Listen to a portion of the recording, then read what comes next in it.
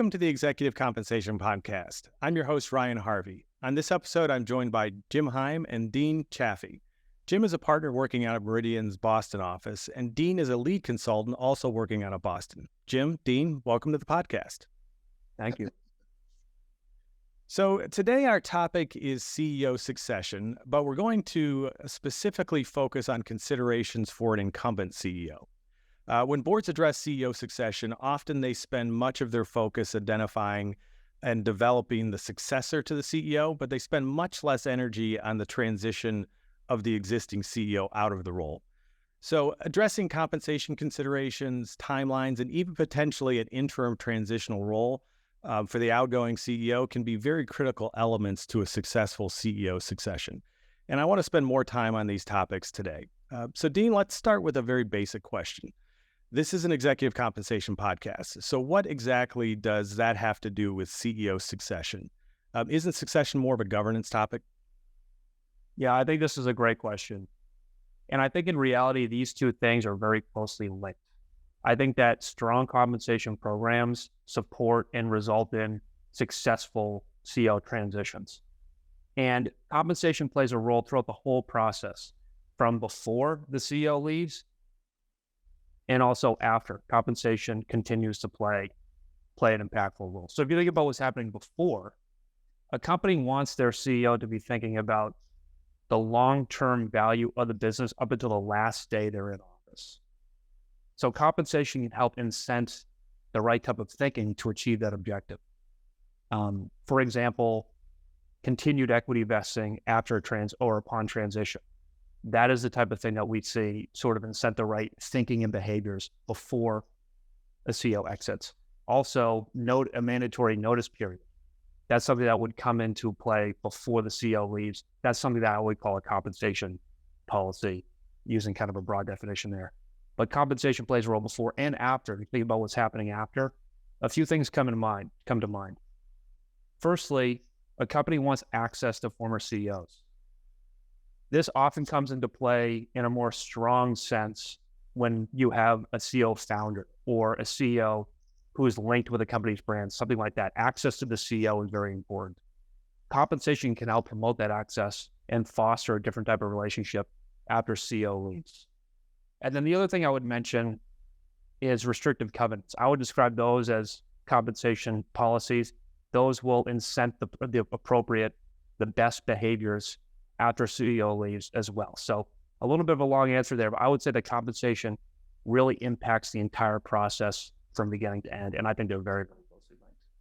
No, that makes sense. And, in my experience, it's often something that the entire board is working on. Obviously, the compensation committee is focused on one very important part of it, but it's something every committee and of course the full board is also very concerned with. But Jim, so let's talk a little bit about some of the roles that a CEO might transition to, because I think we wanted to spend some time on that particular element. What are some of those roles that you might want to consider as a post-CEO transition for an incumbent? Yeah, sure. I think it probably boils down to maybe 4 broad categories. And one of those roles, frankly, is just hanging out at the beach. It's retirement. It's an orderly retirement. Hopefully it's something that's planned for ahead of time. It's a smooth transition, but there's no ongoing service or relationship with the company once you exit.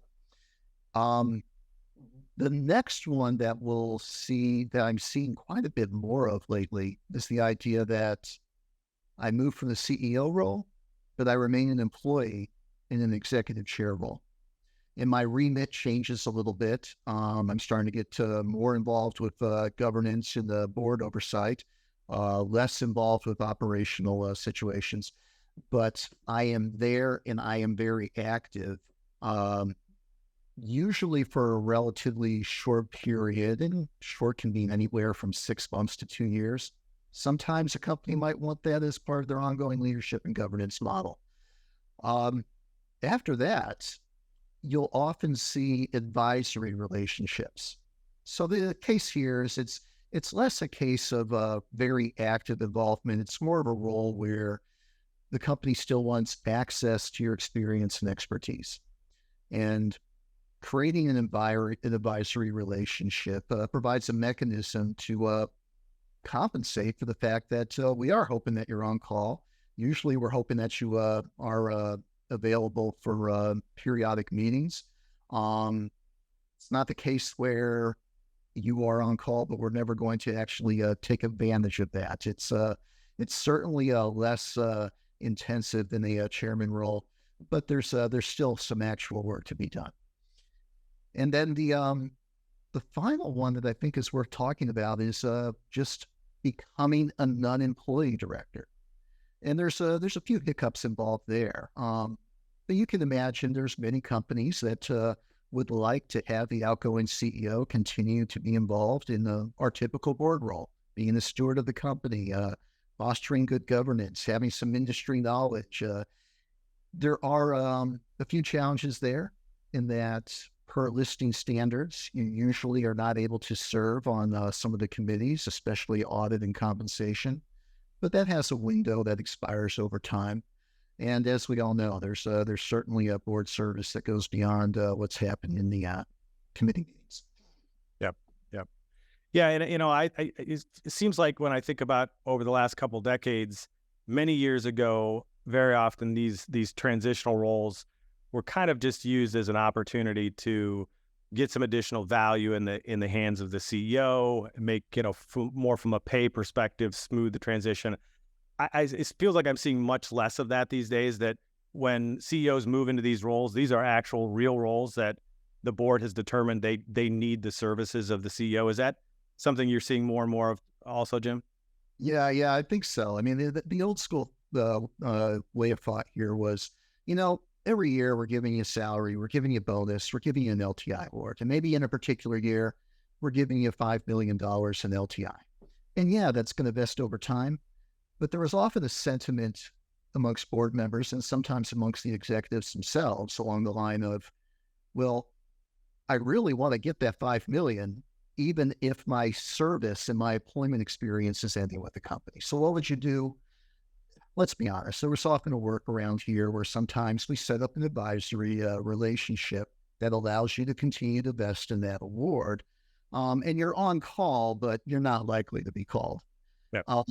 I definitely think one of the things that has the importance of has grown over the last decade is just the idea of smooth successions. They often do require some involvement from the person who is leaving. And just a lot of focus on recognizing there's significant risk if there is just a very abrupt transition. I think boards have gotten better about this. It's just a matter of governance hygiene, just the idea of let's plan ahead, let's execute over time. Things seem to work out better when we go that route. Therefore, there's actually going to be an expectation of a little bit more activity from those advisors or consultants who are former CEOs. Yep. So why don't we dive in a little bit on each of these roles and talk a little bit about some of the considerations and things that comp committees and boards should be aware of. Maybe Dean, why don't we start with the executive chair role? What are some of the considerations we should be thinking about? Sure. So I'll talk a little bit about compensation magnitude and structure here. The first thing I'll say is this is a unique role. There aren't too many of these on any given year happening or in place. So we're not going to find very robust survey data, for example, published annually on how much an exec chair is being paid, because these are typically unique situations, and the compensation that is determined to be given is really determined on a case-by-case basis. So the first thing I'll say is it's generally a unique thing by its nature. But that being said, there are a few rules of thumb that we've seen in the market with respect to how much one of these folks would be getting paid and also how they would be getting compensated, in what form. So taking them one by one, starting with salary, you'll see typically a deduction or a reduction in salary when a CEO transitions to one of these roles. And there's two main reasons for that. Firstly, it signals to the market and employees, so it signals externally and internally who's really running the company. It's more for shareholders to know that, and it's important for employees to know that. So the first thing is it's a signal. The second thing I would say is it's just a smaller role. like typically the remit will decrease, the compensation will decrease with the remit. So salary, you'll see a reduction. Rule of thumb there, I would say 60 to 80% of what the individual was paid before might be seen upon transition.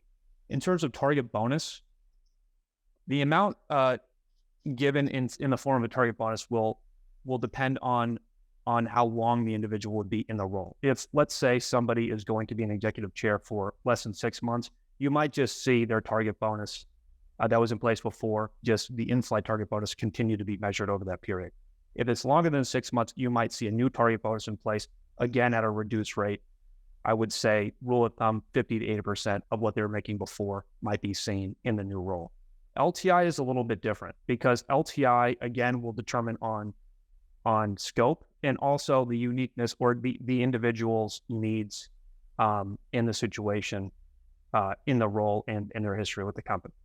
So if it's a short-term engagement, similar to the target bonus, you'll see perhaps continued vesting of the long-term incentives. If new incentives are going to be put in place, they wouldn't be viewed through a new lens. You might see performance metrics change, for example, to reflect the new remit and the new goals in the new role. So overall, I would say generally you'll see a reduction. Typically, compensation is measured relative to the CEO, so you'll often see it expressed as a percent of CEO. So typically you'll see a reduction. It's usually thought of as a percent of CEO. And in terms of the incentives, those are really tailored to the individual and the particular situation happening at the company. Do you generally see them participating in all the same elements? So are they obviously getting a salary, but also bonus and LTI, but it maybe is just tweaked a bit, or is there a particular element that generally goes away?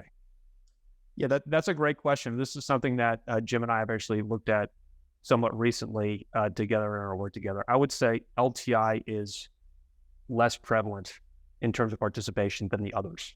Mm-hmm. We've seen that in the market, and it's really indicative of what's required in the new role. So if you're going to be in a new role for a year, receiving new long-term incentive grants may not make the most sense. Yeah. You're not going to be in that role for long enough to see long-term goals come to fruition, for example. And usually, I would say cash-based compensation is more prevalent in this situation. Okay. So, Jim, what about all the other roles? You mentioned, I think, 2 or 3 other different kind of paths that you can head down. What are some of the considerations that we need to think about there? Well, honestly, the executive chair was probably the most complicated. As Dean said, there's just such a wide variety of remit there and time periods, et cetera, that things can get relatively complicated. But step one in any of these transition situations is to really try to articulate and document what you're going to be asking the person to do. I would say in the advisory relationship, one of the key issues is, well, how long do we want you around? It's good to actually have an end date that you're looking at in these agreements. And they'll usually be structured something like a monthly stipend, similar to salary, usually probably significantly reduced. Maybe it'll be 50 to 75% of that salary. And then usually you're continuing to vest in prior equity awards. That's it. That's what you're doing with compensation. It is probably, as we talked about a little earlier, Ryan, just the idea of maybe a little more meat on the bones as you're talking with the board about, well, what exactly would we expect you to be doing and available for? I'm seeing a little bit more pen to paper than might have been the case 10 or even 5 years ago on those items. The retirement issue, this is really a case of making sure you document what do you have available right now? What did the contracts actually say? We've talked a lot about the importance of sort of annual tally sheet reviews. This is probably one of the important ones because sometimes you'll get surprises in terms of what might be intended versus what is actually in the contracts. And I don't think you want to find yourself having to change those agreements in the actual year of retirement. Things can get messy pretty quickly.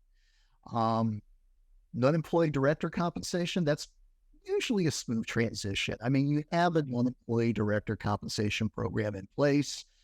You would expect that you simply roll your former CEO into that new program. One aspect that is a little bit nuanced is what happens to prior equity awards. And I think we're going to talk about just equity situations in a little bit more detail in a moment. But I think every comp committee member realizes, oh my gosh, if we think about the different elements of pay, it seems equity awards are always the ones that have some nuance and some complexity. Yep. No, Yeah, and I do want to dive into the equity and some of those kind of pre-transition considerations here in a second. But maybe before we go there, just a follow-up. So with all of these different transitional roles, you kind of walk through various typical compensation structures. Any specific areas where we need to be cautious from an external standpoint, where either proxy advisors or institutional investors may react negatively? Oh, yeah. The particular structure? Yeah, absolutely. One of the things that has become a little bit more visible and is under a little bit more scrutiny recently is just the idea of modifying in-flight awards when a CEO is departing for either a retirement or a voluntary resignation. The basic concept here is if it is not the without cause termination, the proxy advisors and the institutional investors are not going to be happy to see that you adjusted the terms at that time to make them more favorable. Mm-hmm. Now, earlier we were saying it is common to have continued vesting. It is common to continue to vest or sometimes accelerate vesting in those outstanding awards. How do we square those two different ideas? Well, it's not a modification if you plan ahead and you've already built into your agreements and your grant agreements specifically the idea that we expect these to continue to vest once your service as an employee has ended. Mm-hmm. There are a number of companies right now that are also sort of thinking along the lines of, well, especially with our executives, how are we going to define service? It's possible to have the equity awards actually speak to service as an employee or director or consultant. If you've got that already built into the award structure, it makes these transitions a heck of a lot easier. The other thing to know is if you make instead a modification to an in-flight award, well, you've now got some incremental accounting expense because you have made a modification. You are going to have to basically reverse expense recognized to date and then take fair value of that award as of today. That almost always implies that there's going to be additional value. And on top of that, when we think about our summary comp table, this is where it gets really. If you have someone departing in 2023 and you have modified awards from 2020, 21, 22, the impact of that modification is going to show up in that summary comp table. And you're going to have a situation where your outgoing CEO is going to appear to have enormous compensation. So the visibility there, that's not a great story. And all of these are things that can be anticipated, planned for, hopefully prevented or mitigated, just for that sort of hygiene we were talking about earlier. Do the tally sheets. Determine what we have planned is in line with our intentions. What is the accounting? What is the disclosure implications of some of these items? Yeah. No, that makes sense. One thing I've had personal experience a few times with clients is poor definition of what's a retirement versus what is an involuntary termination, or in many cases, no definition of retirement. And what it in kind of a worst case scenario, what it can lead to is a CEO that's basically only going to leave if you pay them out as if they've been terminated because they want to get their severance. So I think that's another thing I've seen well in advance, and this is really not something you can do a couple months before retirement, but many years before. Define what a retirement is and define what an involuntary term is, and make sure that those two things don't overlap. So if you want the retirement treatment, if you want beneficial treatment on the equity, you got to pull the trigger for retirement. You can't also be waiting around and saying, well, I want to get paid cash severance as part of my retirement package. This is one of the things that's always interesting about compensation discussions. It's that incentives work, and people will be doing their own calculation and understanding, what is most advantageous for me from a compensation perspective. I've been lucky in that I haven't necessarily had a lot of situations where it almost sounds like an executive holding the company hostage on the way out. Yeah. What I have had is conversations along the lines of, taking a closer look at this. It looks like there's inequities versus different types of departures. How do we fix this? Which is a heck of a lot easier conversation to deal with than a case where you've already reached the point where there's tension between the board and the outgoing CEO. Very helpful. Yep. Well, we've covered, I think, a lot of the key topics. Any other, key considerations, pitfalls, things that either Dean or Jim that you wanted to touch on these roles? Oh my gosh. I think, Ryan, so much of this is really having a discussion about what do we want this person to be doing in the future? Yeah. There are absolutely some situations where that time of CEO transition, it's clear there's a change mandate. The best signal to investors might be that old CEO is out of the picture, period. And that's a different type of transition to talk about.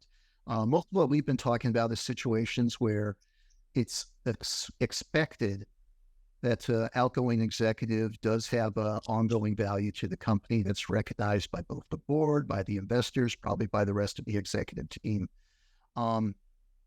Dean, one of the things that we've talked about is just the idea of the timing of that transition from executive chair onto something else. When do you actually leave the stage?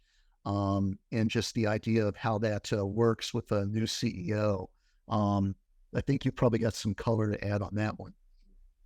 Yeah, I mean, I would say, to sort of sum up what we've been talking about, plan ahead is probably the most important piece of advice that a company could take, because that impacts the outgoing CEO, it impacts how effective the board is, it impacts how employees respond, it impacts who the new CEO is, how much time is put into recruitment and making sure that the right candidate is found. And it can impact some of the agreements in place with the CEO when they've left the company too. So I would just say plan ahead. In terms of timing, I don't know if there's a perfect time to do this. I think there's going to be challenges no matter when you do it. But I think that the key from my perspective is just how much notice you have. With more notice, the timing gets easier no matter where we are in the calendar year. Yep. But it's also, I'm sorry, Ryan. No, go ahead, Jim. So thinking about, do we want an executive chair for 6 months, for a year, for 2 years? As you can imagine, if you have a relatively junior CEO coming in, sometimes it's nice to have a little bit of a longer ramp. Along with that has to come the expectation that the need for coaching, the need for introductions to investors, to customers, that diminishes over time. That usually means that compensation should diminish over time as well. I think you ask anyone who's coming in new to a chief executive role, they certainly don't want to have the perception that there's someone looking over their shoulder in perpetuity. Mm-hmm. I agree with that. Yeah.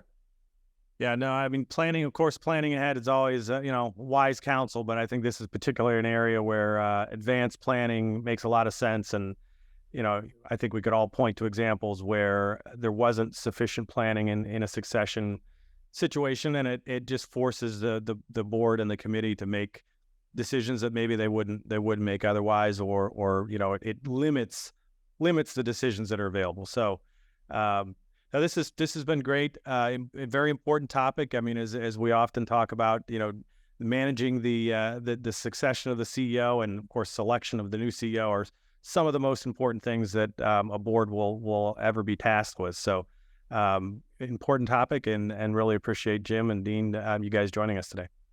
Of course. Thank you. And to talk. Thanks.